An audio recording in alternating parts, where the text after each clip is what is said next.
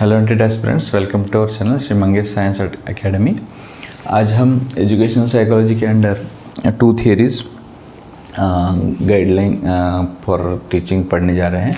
One is Vygotsky socio cultural perspective और Bronfenbrenner's social context self and moral development theory. तो Vygotsky इसका social and cultural, इसके word में ही दिया हुआ है।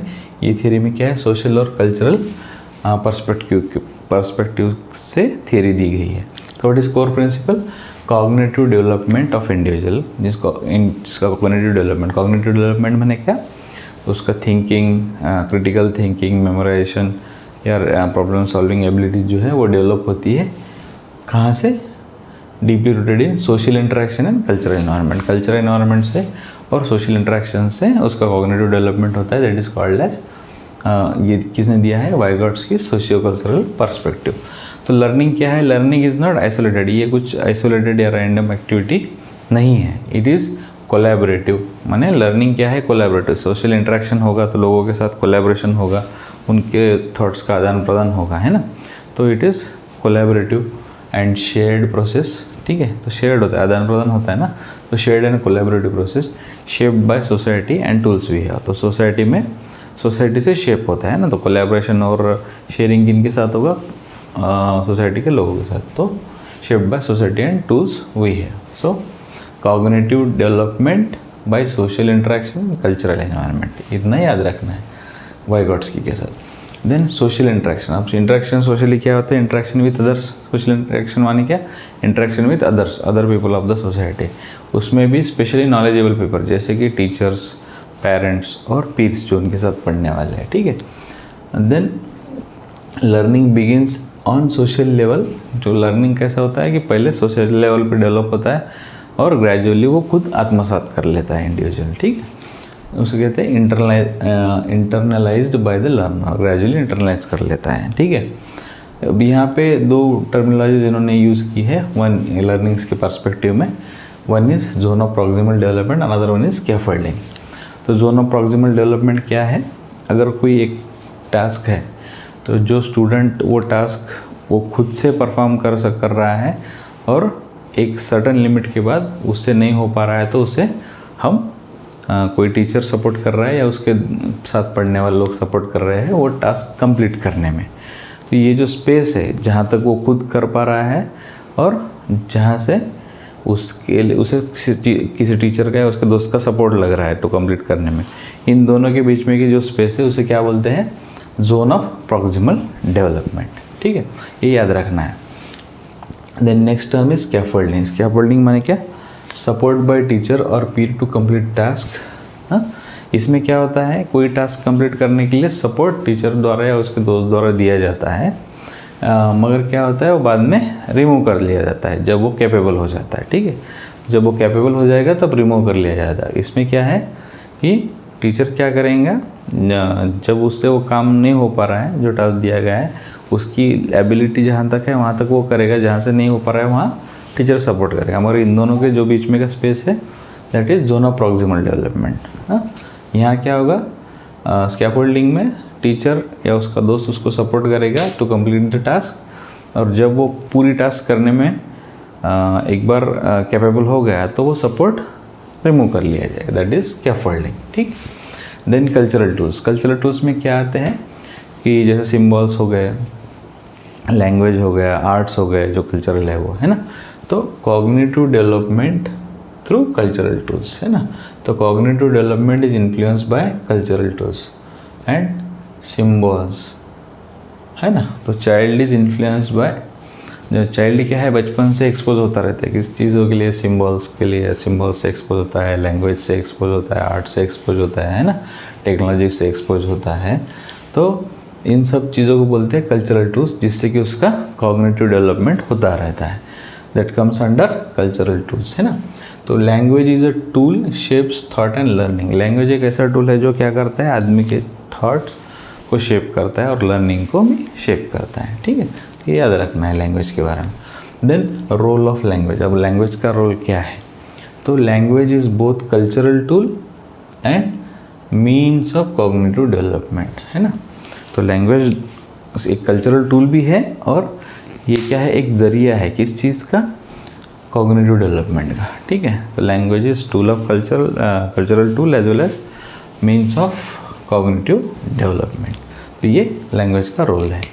Then another term that is private speech. Private speech माने क्या, बच्चा अगर कोई टास्क करते वक्त अपने आप से बातें करता है, that is called as private speech, है ना। तो कोई इंटरनल टॉक जो बोलते हैं हम उसको, अगर कुछ काम कर रहा है तो खुद से ही थिंक करके वो कुछ काम करता रहता है, तो इंटरनल टॉक्स करते रहता है।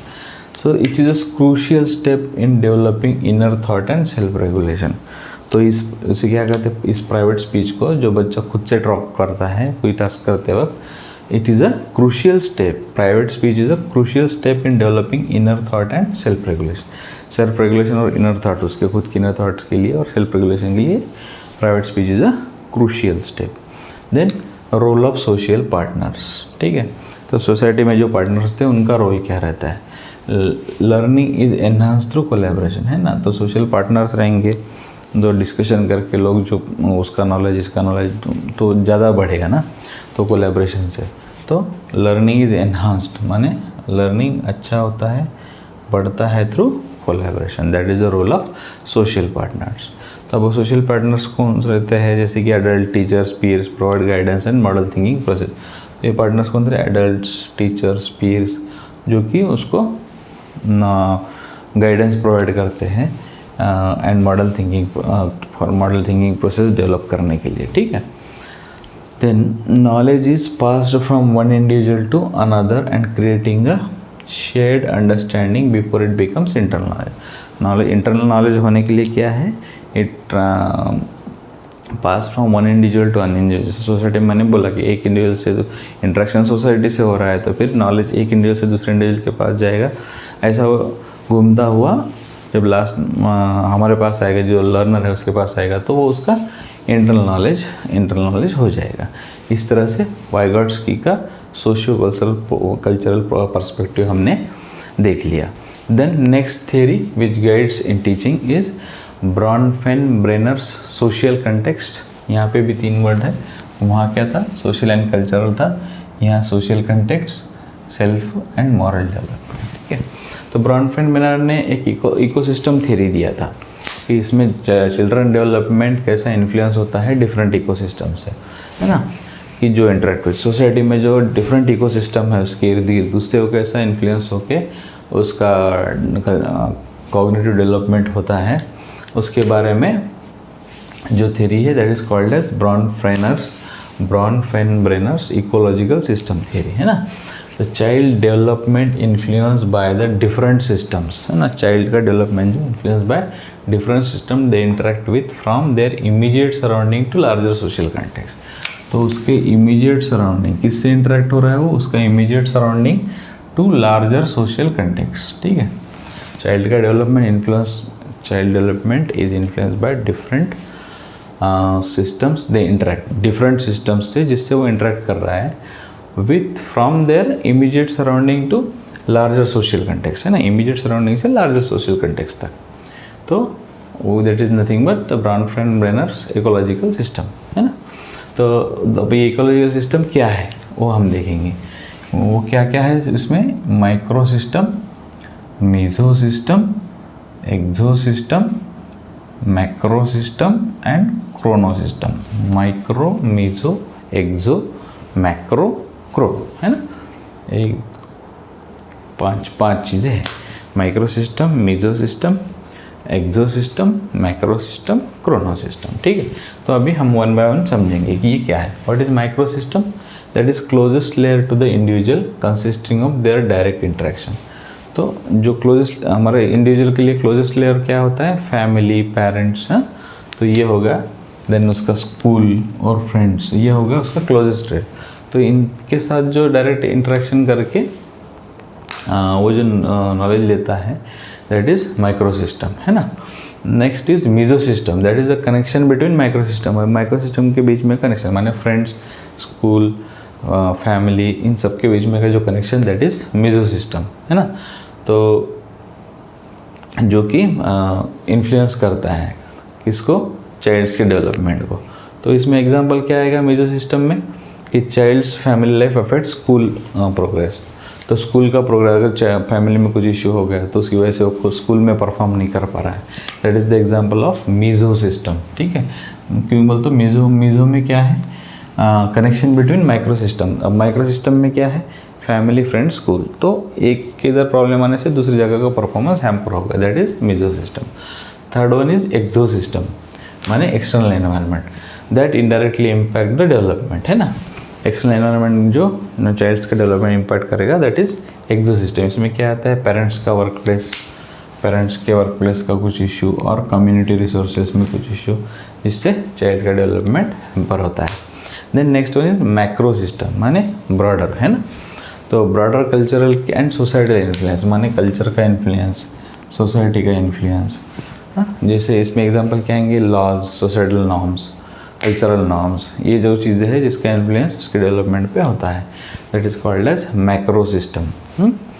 Then last one is chrono system में क्या है, the role of time accounting for life transition. तो टाइम के हिसाब से उसमें जो चेंजेस होते हैं उससे जो सीखता है, उससे उसके डेवलपमेंट पे जो इन्फ्लुएंस होता है, that is chrono system. The role of time accounting for life transition और हिस्टोरिकल इवेंट्स जो भी हुए होंगे, दैट शेप द डेवलपमेंट, है ना। Based on historical events and life transitions के हिसाब से उसका जो डेवलपमेंट होता है, that is nothing but Chrono system. इसका एग्जांपल क्या है, मूविंग टू न्यू सिटी और सोसाइटल चेंजेस, एक सोसाइटी दूसरी सोसाइटी में जाना, एक सिटी से दूसरी सिटी में जाना, इसकी वजह से भी उसका वहाँ के न्यू चीज़ें जो लर्न करता है, जो डिफरेंट चीज़ें लर्न कर, उससे जो उसका डेवलपमेंट शेप होता है, that is nothing but Chrono system. ठीक है, तो इस तरह से हमने ये इकोलॉजिकल सिस्टम कंप्लीट कर लिया, micro, meso, exo, macro and chrono. ठीक है, देन ये हो गया हमारा सोशल कंटेक्स्ट के बारे में। Then next is self development. ठीक है, self development, that is what is self development, it is the process of understanding who we are in relation to the world. अब मैं कौन हूँ ये मुझे जानना है, तो किसके रेफरेंस में, तो आउटर वर्ल्ड के रेफरेंस रिलेशन में, in relation to outer world, who I am. ठीक है, that is the process of understanding who we are in relation to the world, shaped by our experiences and interaction. फिर अपने experience से और interaction से मैं कौन हूँ in relation to the world, ये जान लेना is called as self development. ठीक है, तो क्या है इसमें की कंपोनेंट्स, इसमें की कंपोनेंट्स है सेल्फ कंसेप्ट, माने कि वो कौन है ना। तो सेल्फ कंसेप्ट, वो कौन है। देन माने उसकी ओन आइडेंटिटी क्या है, उसकी एबिलिटी क्या है, उसकी वैल्यू क्या है ना। सेल्फ कंसेप्ट माने what is my value, what is my ability, what is my identity, that is self concept. Then self esteem, मेरी वर्थ क्या है। अब मेरी वर्थ क्या है, इससे मेरा कॉन्फिडेंस भी, अगर मेरी वर्थ अच्छी है तो मेरा कॉन्फिडेंस अच्छा रहेगा, मेरा बिहेवियर अच्छा रहेगा, मेरा मोटिवेशन अच्छा रहेगा। अगर मुझे लगता है मेरा वर्थ कम है तो मेरा कॉन्फिडेंस, मोटिवेशन, बिहेवियर भी थोड़ा डल रहेगा। तो that is nothing but self esteem, माने ओन वर्थ। ठीक है, सेल्फ कंसेप्ट माने own identity, value and ability.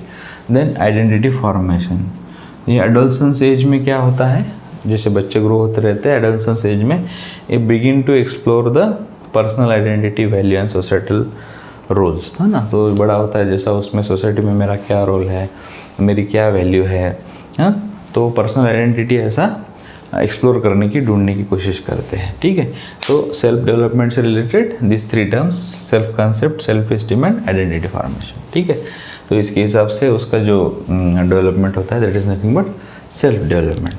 Then third point in this is moral development. ठीक है, तो मॉरल डेवलपमेंट माने क्या, तो how individual develop understanding of right and wrong, माने आदमी जो राइट और रॉन्ग इसको पहचानने की, जो उसकी राइट और रॉन्ग को उसको पहचानने की जो अंडरस्टैंडिंग है, उसे क्या कहते हैं हम, मॉरल डेवलपमेंट। ठीक है, तो मॉरल डेवलपमेंट में क्या होता है, how this affect there decision and action. तो राइट एंड रॉन्ग अगर हम पहचानेंगे तो उसके बेस पे ही हम कुछ डिसीजन ले पाएंगे या कुछ एक्शन कर पाएंगे, है ना। तो moral development is how individual develop understanding of right and wrong and how this affect there decision and action. ठीक है, राइट एंड रॉन्ग क्या है उसका अंडरस्टैंडिंग होना चाहिए, और उससे कैसा उसका डिसीजन और एक्शन इफेक्ट होता है, that is called as moral development. ठीक है, तो अब ये की थेरीज, मॉरल डेवलपमेंट की थेरीज क्या क्या है। एक पियाजेज मॉरल डेवलपमेंट थेरी है, Piaget's moral development theory. Another one is Kohlberg stages of moral development. ठीक है, तो पियाजेज ने क्या दिया है, heteronomous morality and autonomous morality. तो हेटेरोनॉमस मोरालिटी माने क्या, ये 5 से 10 साल तक होती है, जहाँ authority dictates what is right and rules are fixed and unchange.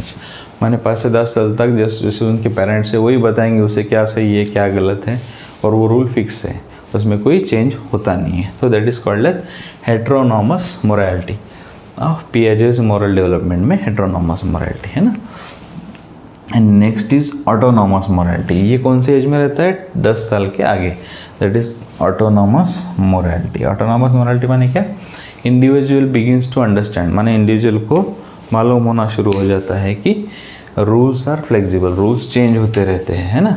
And consider intentions behind action, तो किसी एक्शन के लेने के पीछे क्या इंटेंशंस होना चाहिए ये भी उसको समझ में आना शुरू हो जाता है। That is nothing but autonomous morality, है ना। तो ऑटोनॉमस मोरालिटी है। Then what is Kohlberg stage of moral development. Next moral development का थ्योरी किसने दिया, Kohlberg stage of moral development. इसमें क्या बताया गया है, कन्वेंशनल लेवल। प्री कन्वेंशनल क्या, मॉरल तो इस प्री कन्वेंशनल लेवल में क्या है कि moral reasoning based on personal consequences, है ना। कि मॉरल रीजनिंग, जो मॉरल रीजनिंग होता है वो किसके ऊपर बेस्ड होता है, personal consequences, like avoiding punishment, seeking rewards, है ना। रिवॉर्ड्स लेना, पनिशमेंट अवॉइड करना, ऐसे पर्सनल कॉन्सिक्वेंसेस जो होता है उसके ऊपर उसकी मॉरल रीजनिंग डिपेंड होती है, जो कि बियॉन्ड सोसाइटल रूल, है ना।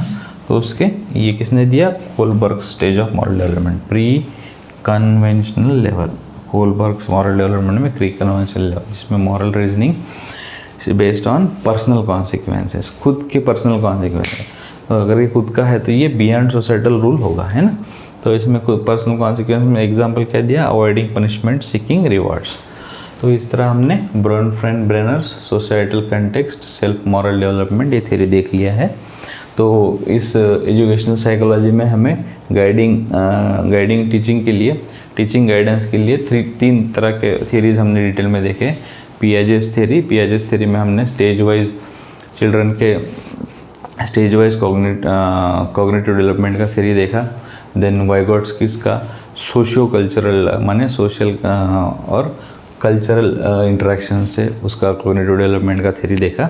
And third one is Bronfenbrenner's का सोशल कंटेक्स्ट, उसमें हमने इकोसिस्टम थ्योरी देखा। Then self development and moral development. Moral development में भी हमने क्या देखा, मॉरल डेवलपमेंट में भी 2 थ्योरीज देखे हमने, Piaget's moral development theory, heteronomous and autonomous morality. Then Kohlberg stages of moral development, that is pre conventional level. इस तरह से हमने एजुकेशन साइकोलॉजी टॉपिक कंप्लीट कर दिया है। तो अभी आपको कुछ डाउट्स रहते होंगे तो आप कमेंट्स में पूछ सकते हैं। Thank you.